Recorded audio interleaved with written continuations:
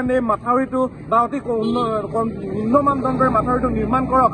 আৰু এই আমাৰ অকমান্য আমাৰ যিজন বিধায়ক আছে তেৰছ গোৱালাই নিজৰ যি দায়িত্ববোধ ল'ব নোৱাৰাৰ কাৰণে আজি কিন্তু এই মাথাউৰি এনেকুৱা এটা অৱস্থাত আছে। গতিকে টেঙাখাটবাসী ৰাইজৰ নিজৰ সমষ্টিবাসী ৰাইজৰ তেওঁ যদি দায়িত্ব স্বীকাৰ কৰিব নোৱাৰে তেতিয়াহ'লে তেওঁ এই পদৰ পৰা পদত্যাগ কৰক। আমি অসম জাতীয়তাবাদী যুৱ ছাত্ৰ পৰিষদ বা টেঙাখাটবাসী ৰাইজে কেৱল মাত্ৰ প্ৰতিবাদ কৰি কেৱল মাত্ৰ আন্দোলন কৰি আমাৰ কি ৰাইজৰ সুৰক্ষা নিশ্চিত কৰিম নেকি? তেওঁৰ কি নিজৰ দায়িত্ব নাই নেকি? যদি তেৰছ গোৱালাৰ নিজৰ দায়িত্ব আছে তেতিয়াহ'লে এই অঞ্চলসমূহলৈ আহক, টেঙাখাটলৈ আহক। টেঙাখাটত কি ধৰণেৰে এই মাথাউৰি নিৰ্মাণ কৰিছে, কেনেদৰে পাণ্ডুৱাত হাজাৰ হাজাৰ বিঘা মাটি কেনেদৰে গৰাখহনীয়াৰ কবলত গৈ মানুহৰ কৃষিভূমি নষ্ট হৈছে, এইসমূহ চোৱাৰ দায়িত্ব কেৱল আমাৰ সংগঠনৰ নেকি?